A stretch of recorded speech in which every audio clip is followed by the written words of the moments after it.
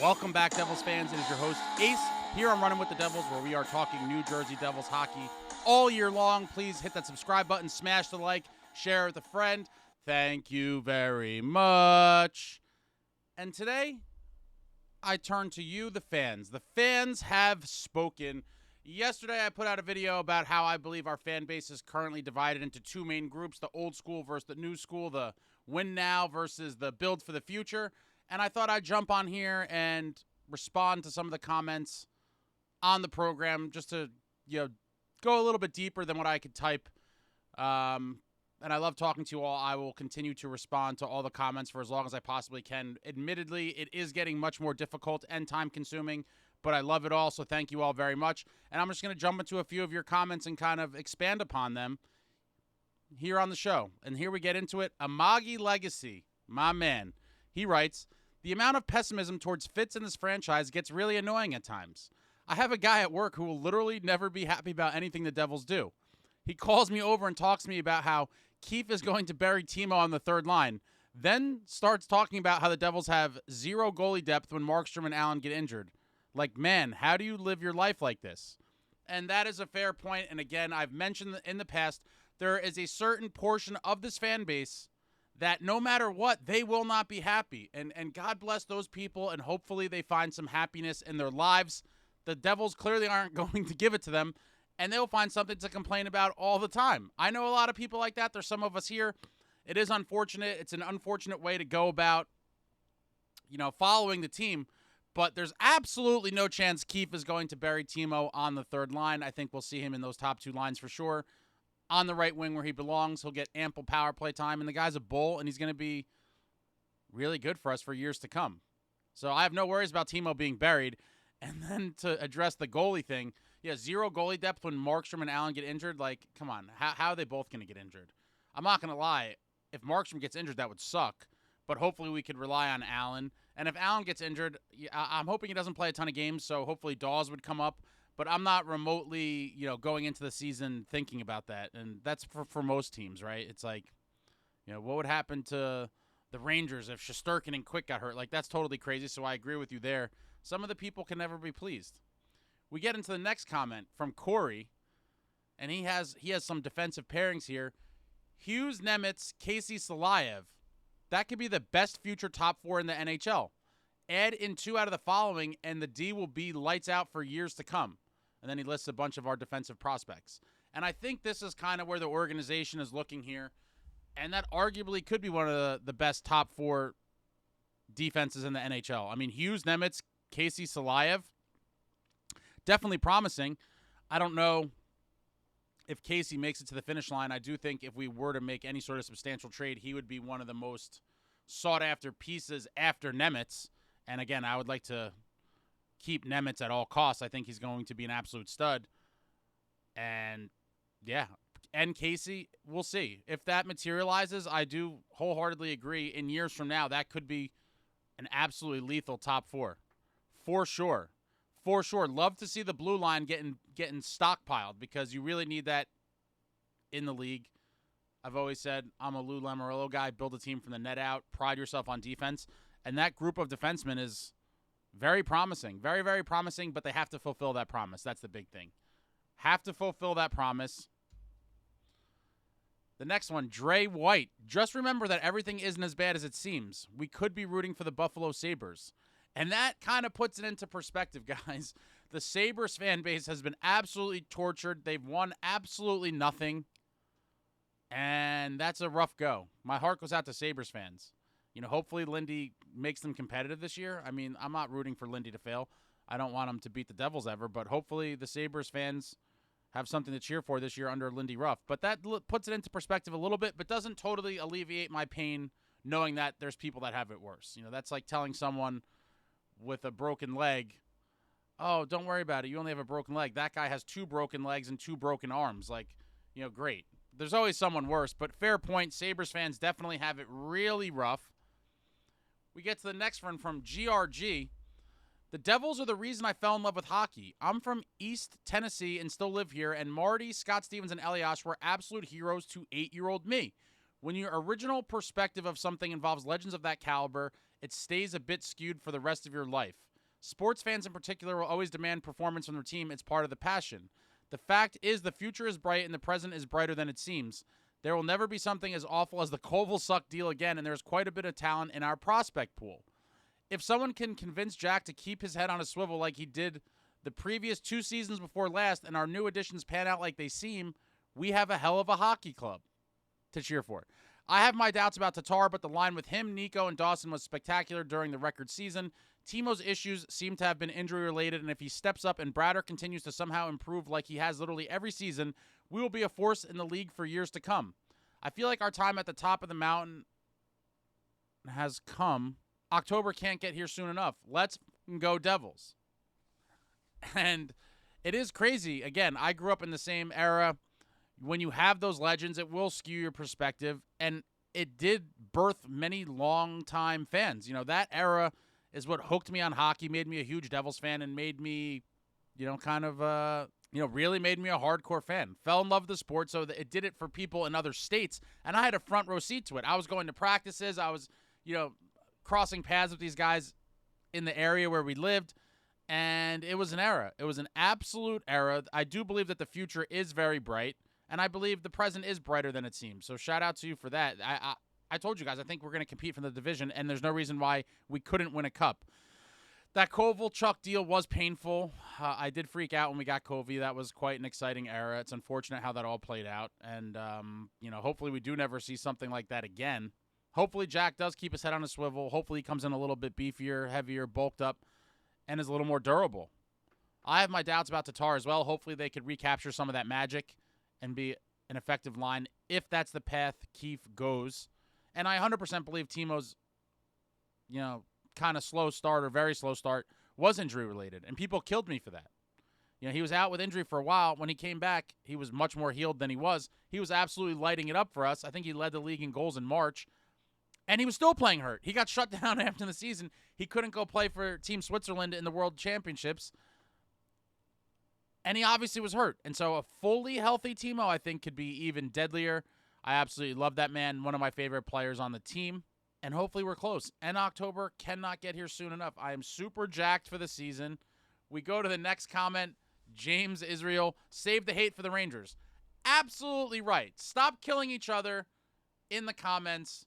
No more civil war. Save it for the foreign invaders. We get invaded by Rangers fans and randomly other fans. Save all the hate, animosity, and bloodshed for those people. When they come from other fan bases and start attacking people, have at them, guys. Carve them up. Sometimes you guys do my light work. A lot of times someone will come in and say something stupid and I see a bunch of you jump on them. I love it. I absolutely love to see it. So save that hate for the Rangers. Thank you, James, for that. Then we get to the next one from John M. Vetrano on the Ducks would have been a good top 6 winger / finisher for 1 year, $3.5 million. Get him at the trade deadline. Not mad at it. I always liked Vetrano. Doesn't make a ton of money. Could he be a guy that's on our radar if and when the Ducks suck again? Could we possibly bring him in at the deadline? I would love to see it. There's going to be tons of other guys that kind of come to the forefront as those potential guys to bring in at the deadline, but he would definitely be on my short list for sure. I think he might be able to work really well with Jack. Time will tell how these lines all balance out, but Vetrano, like that name, and hopefully he's one of the guys we're looking at the deadline. We go to the next one, Mary. You are deaf, not negative, just expressing yourself like everyone else. I am old school, but a newer fan, and with this talent, we shouldn't be waiting for a cup very long. And hopefully, you are correct, Mary. Hopefully, we are not waiting for a cup too long. Again, I do think the future is bright, and I think the present is fairly bright as well. With Markstrom on top of his game, with some other things going our way, assuming we're not injured, I think I'm really excited about this team. I really am, and hopefully, we are not waiting for a cup for very long, because it's been a long time. It's been a very long time. And I get to the next one, Mayor Basic. A player who I think could be a big X factor, nolanfoote. Last year was supposed to be his big breakout year, then a freaking season-ending injury during exhibition games. He's looked good in small samples. I think he will surprise us. Very interesting. There's a lot of guys people are looking to step up. Palat, Mercer, a healthy year with everybody. Dougie's back, yada, yada. But I do think there are some depth guys that might surprise us, and I like this call. Nolanfoote, if he fulfills his potential, stays healthy, he could really bring something to that bottom six. And not a lot of people are talking about Foote. He's kind of been off the radar because of his injuries and things. And I like this call. I'm hoping for the best and the most from Nolanfoote. And maybe he surprises us and he really brings something to that bottom six. Would love to see it. The depth guys are going to have to produce for us all season long. And Nolanfoote could be a part of that. So thank you to Mayer for that. I'm hoping for a big season from Foote. We get to the next one. Mike D. Ace, what would you think about signing JVR? James Van Riemsdyk, a Jersey boy. And from years ago, I always thought at some point he would end up as a Devil. I don't know why I thought that. I just always said, one day that guy is going to eventually be on the roster. And again, he's another guy along with Vetrano and some of these other guys that people have floated names out there. It is possible that he's brought in at some point. The thing is he hasn't been signed yet. So I don't know where he's going to end up. And if he ends up in like a division rival or something like that, then it's unlikely. But if he somehow ends up in the West Coast or something and they suck, I could see him being sold off at the deadline as well. And that's another guy I'd have my eye on. Could he be a productive member of the top six? I think he could. Always thought he'd end up here. Jersey boy, I like the move if it makes sense.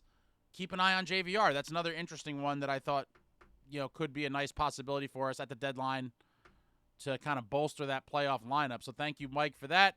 And then we get to Noah. I literally watch for the different opinions. We are a lot alike, though. I love the hits and Neanderthal hockey. Thank you, Noah, for that. Yeah, I like differing opinions, too. As long as you do it in a respectful, tasteful way, no problem. Debate, have a conversation. That's what we're all here for. I love talking to everyone, love hearing the different points of view. And if everyone agreed, what a boring life that would be. And your boy Ace loves the hits and Neanderthal hockey. Love the hits and Neanderthal hockey. Heavier, edgier, more violent. Fitz went out this summer. He did just that. I am actually going to have a whole show kind of circling back on that, so look for that in the next couple days. But love the Neanderthal hockey. Love the hits. Thank you, Noah, for that. And then we get to the next one here. Not a Billy Joel fan. Very interesting username. This offseason has been a reversal of the Shero/Fitzgerald philosophy. They've spent the last 8 years trying to build the best skating team and have bypassed size and physicality. It's almost an admission that what they were building failed. And I thought that was very interesting because, again, your boy's old school. I like the grit. I like the physicality. I like the sandpaper. I like the fisticuffs. I love it all. And I've complained for years amongst my Devils fan friends well before I had this channel, and I've been talking about it on the channel for quite a while. I firmly believe that you need grit and physicality, sandpaper. You need all of that in your lineup to be competitive in this league and especially to win a cup and go deep in the playoffs. You must have these men on your roster. And it does seem like for the past while we were building this, what I call it the Waterbug speed skating team. A team comprised of highly offensively skilled guys, speed skaters, not very physical.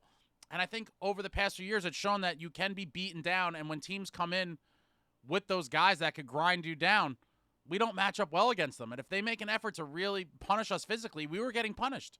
And I think this year you're not going to see that anymore. We got Cotter. We got Nason.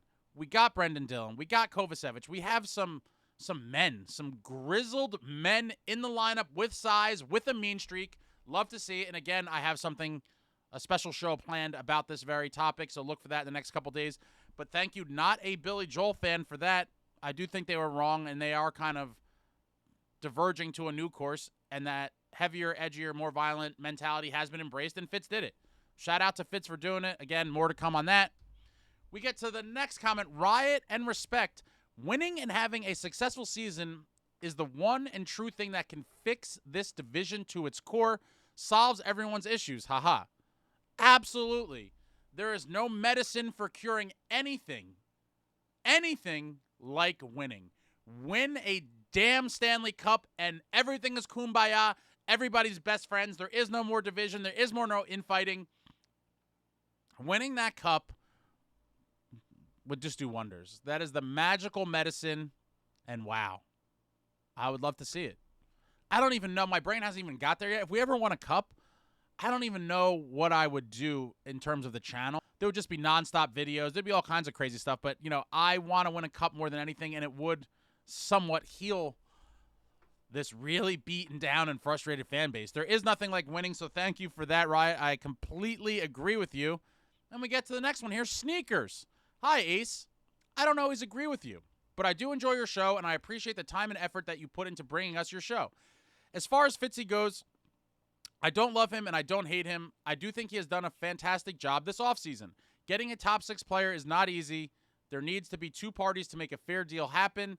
Finally, I think Mercer needs to step up and Palat needs to step up. If we are paying a player $6 million a year, he has to be a top 6 player. Finally, thank you for the prospects video. You did more to show them to us than the Devils did. A lot to get to here from Sneakers. Very interesting comment, I thought. And again, I don't want everyone to always agree with me. Cool. That would be boring, right? Bring your opinions in a respectful manner. Love talking to you in the comments. Love debating. Love the discourse. Love the back and forth. It's part of why I'm here. Thank you for watching the show. I appreciate that you enjoy it. And in terms of Fitzy, I'm kind of with you. I don't love him and I don't hate him like some of these people do. I do think he did a fantastic job this offseason, but I do think there's been a lot of things that give us cause for concern. And we've honestly have been justified in our skepticism, unfortunately. So I'm right there with you in terms of Fitzgerald. Don't love him, don't hate him. He did a good job this offseason. Hopefully he makes the right moves going forward to really make us competitive. And I agree that getting a top 6 player is not easy, but a lot of us really wanted it. And again, I'm not going to kill him for it. I just have to talk about it as, it is a disappointing element of the offseason. And it is what it is. I don't think Tatar is a legitimate top 6. It would have been nice to get someone a little bit better than him. But here we are. And hopefully all the other improvements far outweigh not getting this top 6 guy we all wanted. And life goes on. And hopefully we are a much, much better team next year. And I think we will be. And I agree on Mercer. This is a big year for Mercer. He needs to have a bounce-back year. We need him to be as, productive as possible. We need it. We don't have many options. Mercer needs to perform this year. Big year for him. And obviously for Palat as well. It'd be great to see Palat pick it back up. In reference to the $6 million a year and that he has to be a top 6 player, I mean, respectfully, I disagree with that. I mean, you would like to see a guy getting paid $6 million be a top 6 player. I don't know that he will warrant it. There will be some competition, obviously, with Tatar and maybe some other guys come out of nowhere to kind of push for a spot in the top 6. I'm just hoping that Palat plays a lot better than he did last year and that the $6 million doesn't sting as much. At this point, I'm not going to be delusional and think that he's going to give us $6 million worth of production. At this juncture, I think that would be silly and kind of delusional for us to believe that. But hopefully he just plays a lot better where it's not as much of a sting. That's all I'm hoping for. Play a little bit better. Play, even halfway to your contract, and that could help the team. But I don't think he's ever going to justify the contract going forward, and that's fine. Not every contract could be a good one, but this one's going to really stick out like a sore thumb for a while as an anchor kind of weighing the team down and kind of handcuffing us. And we already saw it this offseason. I mean, if that $6 million wasn't on the books, there was plenty of options. Tarasenko, this guy, that guy. So it is unfortunate. Bad contracts are part of it. That's one Fitz, I'm sure, wishes he never gave out. But life goes on. There's no point in continually beating down Palat. Hopefully he steps it up. I'm rooting for him. And hopefully he has a big bounce-back year. That's all we could hope for. And in terms of the prospect video that I did more to show them to than the team did, it's unfortunate that sometimes, I don't know if it's, I don't know what it is exactly. I don't know if the team has poor foresight into what fans want or they just don't have the personnel to do it. I mean, I saw a guy there videoing, I don't know, and I've seen a couple little clips they put out. So I assume they have the bodies to do it. I just don't know if it's a thing where they don't care or they don't think it's worth the effort. I'm not sure. I think that's been a complaint of mine personally. In regards to the team for a while, I feel like there's so much cool stuff they could be putting out that they don't. I will give them credit for it. The Dougie schedule reveal video was absolutely phenomenal. Whoever thought of that, phenomenal. I didn't think the Devils had it in them internally for someone to come up with that and for that to, be made. That was an absolutely great idea, whoever had it. Dougie killed it, and I laughed my ass off. Absolutely great video. If you haven't seen it, check out the Devils schedule reveal video starring our own Dougie Hamilton and with a little co-starring by Curtis Lazar, but amazing video. But in terms of the prospects, yeah, it is disappointing. I wish they did show more, go way more in depth, do more kind of, I don't know what you want to call it, like cheesy character interviews with the guys. I just feel like there is so much more that could be done that are not doing it, and it's unfortunate, and I will always try my personal best, again, as trying to bring value and entertainment to you guys on the channel. I will always try to do my best and do whatever I can to bring you those sorts of things. So whenever I have access to those kinds of events, I will always be filming and get what I can and, you know, share it with you guys, because I know a lot of you like to see that stuff, and I love to see it too. So that'll always be a part of it. So thank you for that comment, Sneakers. And then we get to our old friend SST6601, probably the biggest Fitzgerald hater on the planet, I would assume. And we get to his comment here, and he says, there are 3 groups. The third one consists of me and Joe Stalgia only. And that there's probably a few more of you. I think a couple of you have emerged in the comments in the last couple days.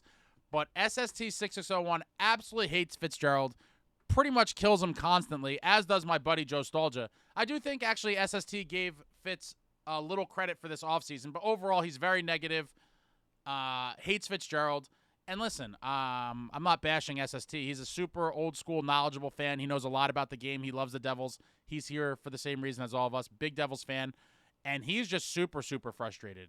You know, I'm very frustrated as well. His frustration is next level.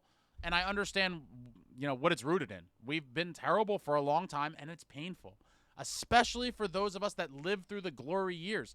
I understand they can't all be that, but it's just been such a far cry from those days that people like SST just take it and run. But shout out to SST, longtime commenter on the channel, longtime Devils fan. And his heart's in the right place. Just sometimes his aggression gets the best of him. SST, maybe a little anger management could do a little bit. A little bit of anger management might do you well. A little bit. Next comment, my man Rusty Stickfigs. He says, no, Ace. This is the internet. It's either my opinion or the wrong opinion. And that's the thing people have to remember, right? It's like the internet is a wild place. Human beings are wild animals. We are just literal animals. And people don't respect each other's opinions, and they talk as if they're right and everyone else is wrong. And it's unfortunate. You know, a lot of this is opinion-based, and there is no actual fact or right or wrong.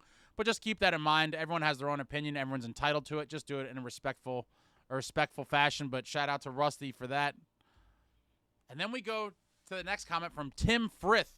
You might know Tim from his wacky trade proposals that he frequently posts that sometimes involve multiple teams and usually involve at least 10 to 12 players changing jerseys. I always find that entertaining. But we get into Tim's post here. New Jersey Devils 2024-25 projected record 53-20-9.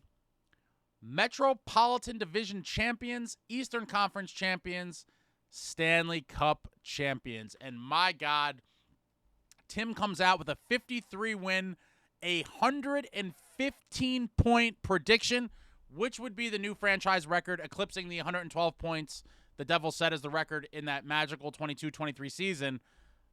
Winning the division, winning the conference, and the cup, Tim, I hope it happens, baby. I really do. 115 points, winning the cup would be absolutely phenomenal. I love your prediction there. And now we get to my man, Ed. I love this comment from Ed. I think this is a great synopsis of the whole premise of the previous video, and we'll get into Ed's comment here. I actually rarely comment on anything because it's a waste of time to get in arguments with strangers. Isn't that the damn truth? Isn't that the truth, Ed? Being from Jersey, we take a lot of crap from other places, in my opinion, debatable in most cases, but the Devils were always something we used to be able to point to and have pride in. 100% agree with you there. Jersey's team, our only team now. We used to have the Nets. We lost them. The Devils are the only team repping New Jersey. Yes, the Giants and Jets play in New Jersey at MetLife Stadium, but they are the New York teams, and so New Jersey Devils, baby. New Jersey Devils, our only team.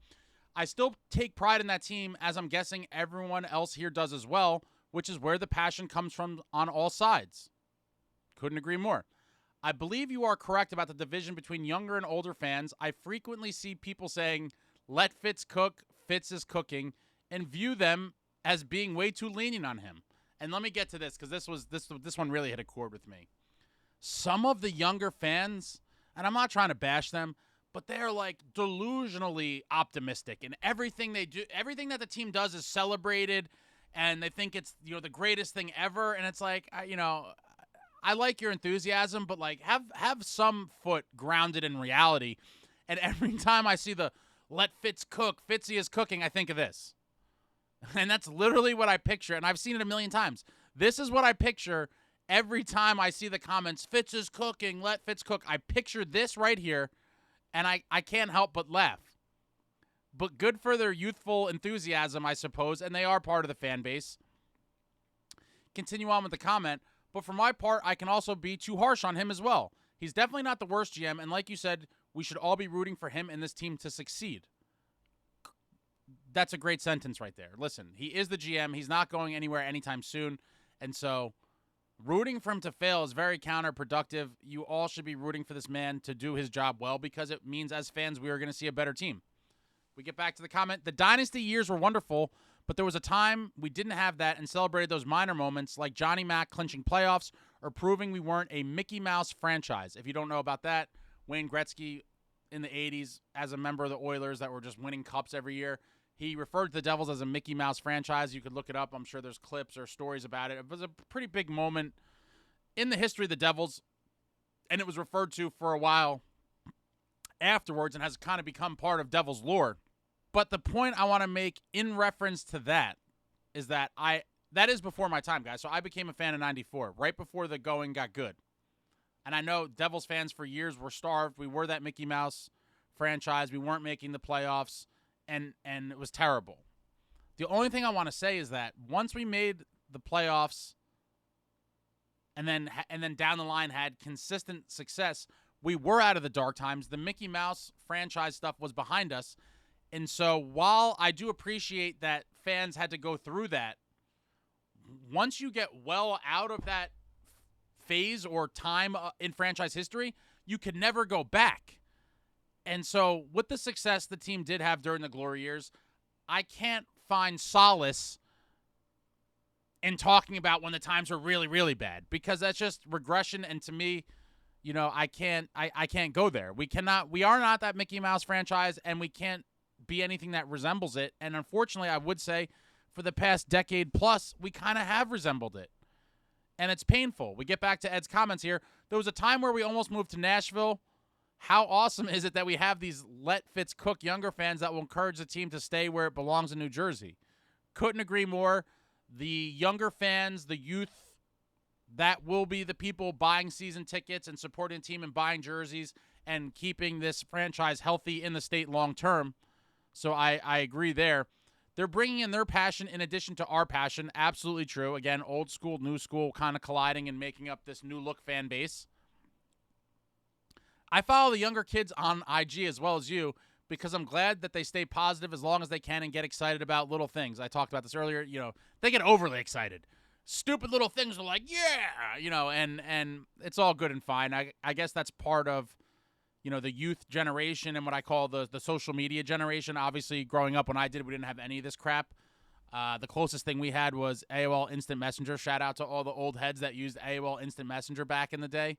That was like the first, and that wasn't social media, but it was like internet communication. It's kind of the early, kind of start of it all, I suppose.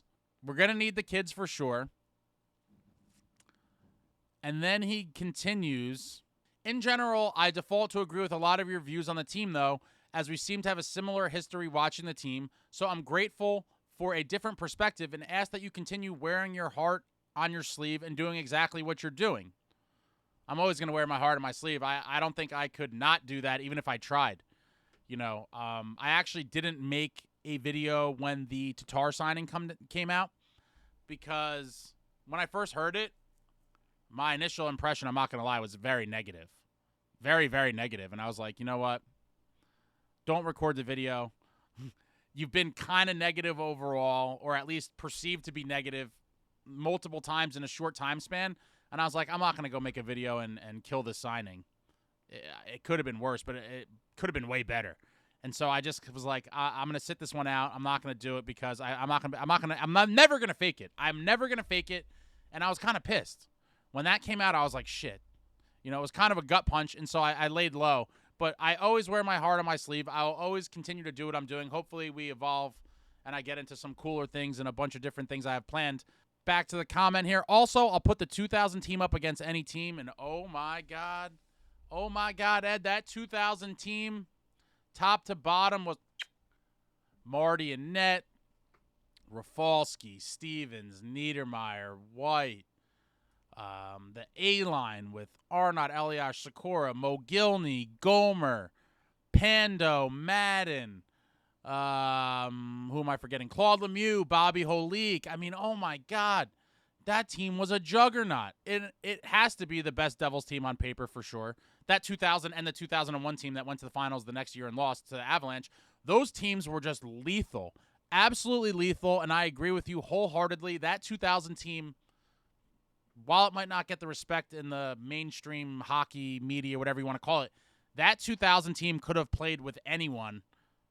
And I'm going to watch some 2000 highlights tonight. You've really inspired me to go back, watch some 2000 clips, because that season was obviously for all Devils fans one of the best ones and more memorable ones in franchise history. Anytime you could win a cup, absolutely unbelievable stuff. I have that Arnott photo over my shoulder you see in every video. Back to the comment here. I think if we can all listen to each other, we see the truth falls in the middle, and it's not that Fitz is King Midas in reverse, to quote Tony Soprano, and he's also not infallible. He's a human being probably trying to do his best, and sometimes it works, sometimes it doesn't. And I think, again, that's another very good sentence there. The truth a lot of times does fall in the middle. There's extremists everywhere. You know, the Fitz haters, the Fitz lovers. And I try to be in the middle as much as I can. I just try to give my point of view, and a lot of times, again, it does come off as negative, but I demand excellence. I came up during the glory years, and I demand excellence. I want excellence, and when excellence is not being pursued, it bothers me to my core. And I'll be honest with you guys, a lot of the videos that come out as negative, I would say I'm like subduing it a little bit, because my natural reaction is a lot of times more animated and more aggressive, and I do tone it down. But we all should root for this man, because he is at the helm, and he's trying to win us a cup. I believe that. I don't know in what year, but hopefully we see it sooner than later. And I do think there's a point here that the truth probably does fall in the middle a lot of the times. And then in reference to his King Midas in reverse, Tony Soprano quote, wow. You know, some stereotypes I 100% fall in line with, and a lot of, you know, New Jersey, people talk about the Sopranos, this, that, and the other thing. Aside from obviously being a massive Devils fan, growing up in New Jersey, and for people outside New Jersey as well, but growing up in New Jersey during the Sopranos, my God, Sopranos has to be, it's probably a top 3 on any respectable list of TV shows of all time. I think Rolling Stone may have even called it number 1, but it's in the top 3 on every list. The Sopranos was everything. I've been meaning for years to go back and rewatch it. I've rewatched some here and there. I watched it all while it was happening, and it's so long ago that it will be, you know, a lot of it will be fresh when watching it now, and I'm going to definitely get around to doing that one day. But there's a scene where he's in his psychiatrist's office, Dr. Melfi, and King Midas, for those of you that don't know, King Midas had the golden touch, and everything that he did, you know, went to gold. So Tony Soprano was going through a little bit of a hard time, and he said he felt that he was King Midas in reverse, and everything that he touched went to shit. Hilarious episode. That's a really funny reference there, Ed. And I thought I'd just share this with you guys, along with being a Devils super collector and memorabilia hoarder. I also collect a bunch of other stuff as well, and one of them is I have this framed up on the wall. It's not visible in the studio, but it is in my little basement theater setup here. Love The Sopranos. I actually had the pleasure of meeting James Gandolfini years ago. I got this poster signed myself. Really cool piece. One of my favorite non-Devils items for sure. And, wow, The Sopranos, what an era. Highly recommended. If anyone hasn't gotten around to watching it, The Sopranos is a must-watch. Great comment by Ed. Ed, I'm giving you the award of comment of the video. I think this kind of hits on everything. And when I saw this, I was like, I'm not even going to respond to Ed in text because it just takes a while and it's not as good, you know. I was like, Ed needs a video response, and that kind of prompted this whole video. But shout out to you, Ed. Thanks for watching. I think your comment was awesome. I think it touched on a lot of things. I think it brought a very fair view and kind of laid out exactly what's going on here. And I appreciate that, Ed. So thank you very much. Ed gets the comment of the thread. And then shortly after Ed, another great comment came in from Ryan. Ryan says, I agree the divide seems to be between older and younger fans. The older fans who followed the team in the 90s grew up watching a perennial playoff team. And not just a perennial playoff team, but a perennial playoff team that went deep many times. 94 conference finals, 95 Stanley Cup champions, 2000 Stanley Cup champs, 2001 Stanley Cup finals, 2003 Stanley Cup champs. What a time it was to be a fan. And I think this gets lost on people. And when you tell people, about the Dynasty years and the 3 cups, I do think it gets lost a little bit. When you didn't live through it, you just hear, oh yeah, they won 3 cups. But you can't ignore the fact that, like Ryan points out here, it wasn't just that they won these cups. It was like we were in the mix every year, and we went deep often. And that's what many of us are yearning for. These competitive teams that in any given year, like, we have a chance to win the cup. And that was the collective mindsets of the fans at the time, the organization from top to bottom, whether it was Lou, the owners, and the players. And it showed. We were truly in the mix every single season, and it was a beautiful time to be a fan. I mean, I knew I was spoiled at the time. I really did. As I got a little bit older in high school, I realized what I was witnessing and, on the ride for was truly special, and that it may never be replicated again by the Devils. And it'd be hard for any franchise to replicate that type of long-term success and playoff track record. It really is. The team was dynamite.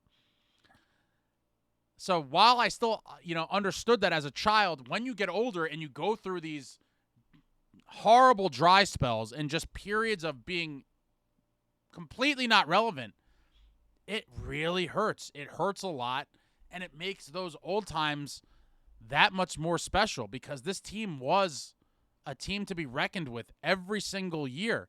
And so I don't want that to be lost on people. It wasn't just the Cup championships. It was like the years we didn't win, we were heading into the playoffs thinking we still had as good of a shot as anybody every single year. And again, a lot of that is due to the personnel, and it was kind of the overall swagger, what I would say, of the organization. When you had Marty Brodeur in net with Stevens, Niedermayer, Daneyko, all these role players, A-line legends, grizzled veterans, we were never out of it. No one would ever say, if you picked the Devils to win the Cup, no one would have ever responded like, that's crazy. And a lot of people say that now because the team is nowhere near perceived as the same as this team. And that's what we're all yearning for. Get back to that point where we are a consistent playoff threat. I can't state it enough. They were a threat every single year. We get back to Ryan's comment here. But as contracts expire and players age, rebuild is inevitable. And since that last Cup in 2003, there really hasn't been a lot to write home about other than to run to the finals in 2012. And again, what a run that was. What an absolute run that was in 2012. That was our most recent, real success of any kind. Love that team. Really would have liked to see us get that Cup for Marty at 40 years of age. That would have been a beautiful feather in his cap at the end of his career. And unfortunately, it couldn't happen. It was a magical run, starting with beating the Panthers in Game 7 in that double overtime with Henrique, and then going on to beat our division rivals in the Flyers, and then going on to beat the Rangers in a beautiful Eastern Conference Finals with one of my favorite plays you all know, Henrique, it's over. One of the greatest moments in Devils history, exercising the demons of Stéphane Matteau and that 1994 series. Absolute crusher. So the Devils beat the Panthers, beat the Flyers, beat the Rangers in the Eastern Conference Finals, go to the finals, and we just couldn't get it done against the Kings. Had we only gotten that split at home, we had home ice too, which is crazy. It was a run out of nowhere. No one really expected that team to go that far. Made it to the finals, had home ice, and we lost the first 2 games in overtime. Couldn't get a split, and I think the whole series would have went differently if we did. Lost both games in overtime, absolutely backbreaker, go on to lose Game 3, and then now we're tasked with what the Oilers tried to do this year is to come back from a 3-0 hole, and they made it interesting. They won that Game 4 in L.A., came back to New Jersey, won a beautiful Game 5 behind a great Martin Brodeur vintage throwback performance, and then we went on the road in Game 6 in L.A. with the Cup in the building. Bernier takes that penalty, and it's a wrap. And it's a complete wrap. We couldn't rebound. Series over. Absolutely stunner, backbreaker, and it's painful to think about. That was the Cup that could have been. back to Ryan here. After that, the highlights were a 5-game first-round elimination in 2018 and winning a round against the Rags in 23. So the older fans who have stuck with the team through the dark years are hungry to see the team return to their old form of a cup contender, while newer fans who are maybe more patient question the long-term value when they see deals like NJ signing a tender towards the end of his career. We're all here for the Devils, and I truly believe we're going to have a season to remember in 24-25. Let's go Devils. And another great comment from Ryan. This came in shortly after the other one. I'm like, let me just throw a couple comments up here and talk about them because these are great comments. But to Ryan's point, this kind of dives in a little bit deeper on what I've been trying to talk about over the last few weeks of what I believe kind of led to the divide of the new school and old school fans kind of colliding. And it's not absolute categories, right? There are people that kind of fall in the middle. But I was just saying, in general, I believe everyone falls into one of these two groups. There are little subgroups and different, nuances of that. But it is just all predicated on us seeing and living through wild success. Wild success the Devils had during these times. And I'm just going to dig a little bit, into now comparing what I'll call these eras in franchise history, right? So I'm just going to go back now. This is the last 12 seasons from our run to the finals. So the run to the finals was in 11-12. 2012 Stanley Cup Finals, we lose. And now this is the following 12 years. From that point till right now, you see 12-13 playoff miss. Brutal playoff miss in the strike-shortened season. Then we go to 13-14, again, bad team playoff miss. 14-15 the same. 15-16 the same. 16-17, 28 wins. My God, even more brutal. And 17-18 was a glimmer of hope. 17-18, after 5 consecutive misses, the New Jersey Devils get back to the playoffs. And this is another controversial topic I'm going to touch on for a second here. That team wasn't that good. The 2017-18 team was not that good at all. Taylor Hall, with a phenomenal Herculean effort during the regular season, dragged this team. Absolutely dragged this team to the playoffs. And I know Taylor Hall is a very divisive player in franchise history, but I will not discredit the monster season he had. It was insane. And he went on to win a Hart Trophy, our only Hart Trophy winner in Devils history, mind you. Won the Hart Trophy as the most valuable player in the league because he dragged this Devils team to that playoffs. Dragged us to that playoffs, and then we got dusted by Tampa Bay in 5 games. We won 1 game. And I was like, wow. It was something to get a little excited about, but after going to the Cup Finals, we missed the playoffs for 5 consecutive years. It takes Taylor Hall putting us on his back and dragging us to the playoffs. We get there. Tampa Bay makes quick work of us 5 games, and then next year we get back to sucking. 18-19, we missed the playoffs. 19-20, missed the playoffs again. 2021, missed the playoffs. 21-22, missed the playoffs. So you're now talking about you miss for 5 years, you make it there finally, get dusted in 5 games, and then miss for 4 seasons in a row again. Like, this is painful. And then finally, what should have been the turnaround point. The 22-23 season, the boys absolutely on fire. They had that crazy long winning streak, played pretty well all season long. There was some peaks and valleys, but overall, these boys did the damn thing. 52 wins, 112 points for a new franchise record. Jack breaks the single-season scoring record that Patty held with 96 points. Jack got 99. Would have been nice to see him get that 100, but Jack finishes with 99 points. New single-season scoring champ for the Devils. We go to the playoffs, beat the Rangers in that beautiful 7-game series before we ultimately fell to the Canes. The Canes were a much better team. We had no answer, and we got bounced. But after a record-setting season, 112 points, winning a playoff round, it seemed like, okay, the nucleus is here. We have the guys. We now just need to keep tinkering and tweaking going forward, and we're gonna be here now. This is the new standard. And then last year happened, 23-24. Painful. Injury-riddled. Goaltending fell off a cliff.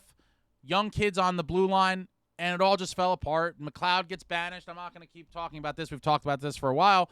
But everything went to hell. Everything went to hell, and we missed the playoffs. And we missed the playoffs And my issue is that somehow everyone forgot about that 22-23 season. I'll come back to that in a minute. But there should have been a new standard set with that 22-23 season, and that's where I get lost for even the newer fans that didn't live through the glory years. You lived through the best season in quite some time in that 22-23 season, and it seems like everyone forgot about it. You know, everyone's back to acting like the peasant fans we were from 13 up until 19, or 18 rather. You know, missing the playoffs all these years, and we're just happy to be here. I don't understand how last season could put you guys back in that peasant mind frame. Demand excellence. Demand excellence. We set the franchise record in 22-23. More points than any of the legendary Dynasty Devils teams had. And we have that one bad year last year, and because of injuries, honestly, again, not to make excuses, but that's the reality. We sucked because we were injured all season long. Our star players weren't playing, and it is what it is. But everyone forgot that 22-23 season, and now everyone's back to being a peasant. We're not peasants. Our core is sick. Our core is sick. Demand excellence. And then I just wanted to show the stark contrast. So now, this is actually coincidentally when I became a fan in that 93-94 season, heading up into the playoffs. And so I'm going to compare the 12 seasons we just went through with the 13 season after the Cup run up until present day. And this is the 12 years from that conference final year on, right? 93-94, the Devils make it to the Eastern Conference Finals, lose in a brutal Game 7 to the Rangers, okay?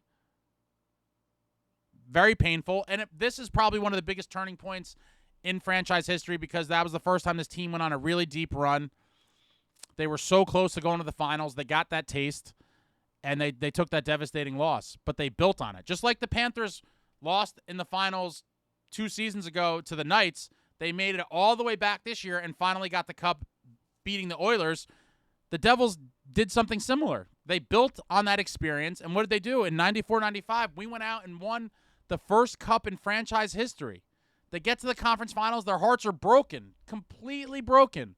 Make it back next year, win the Cup. And here's one of the darker seasons for me in franchise history, just because the expectations and the players we had. The year after we win the Cup, 95-96, it comes down to the last game of the season against the Ottawa Senators at Brendendillon Arena, and the Devils choke it. It was a win and in. The Devils choke it. Tom Chorske, a member of that 95 Cup champions team, he left in the offseason. He comes back to put a dagger in us. He scores 2 goals in the game. Devils lose to the Senators, and they're bounced from the playoffs. But this is where I want to bring it back full circle, right? We win the Cup in 95. We missed the playoffs in 96. What do you think as Devils fans we were expecting in 97, right? So Cup win, 95. Missed the playoffs in 96. What are we expecting for 97? We were expecting another Cup. We wanted to win the Cup in 97. We didn't just go back to peasant mindset and go, oh, we missed the playoffs, and now, you know, we're this bad team. We're just hoping to make the playoffs, and we'll be happy with making the playoffs. No, we missed the playoffs after winning the Stanley Cup. The expectations never changed. Cup or bust. If you do not win the Stanley Cup, it is a failed season. The Devils fans, after that missed playoff in 96, we weren't just like, oh, well, hopefully we're competitive next year, and hopefully we can make the playoffs because that's great. Absolutely not. In 1997, everyone was like, we need to win the Cup again. Cup or bust. The core of the players was still the same. A couple minor changes, but just like our nucleus after 22-23 is still intact. So that's where I'm wondering, why are people just one bad season, all of a sudden it's like a reset and you're back into the poverty days? That didn't happen when we missed the 95-96. Nothing changed. It was gut-wrenching. It was a kick in the balls. Everyone was down. We came back the next season, and everyone wanted to win the Cup again. It didn't happen for a few years, but we continue on. 96-97, they won a round, and they lost in the semifinals. 97-98, they lost in the first round.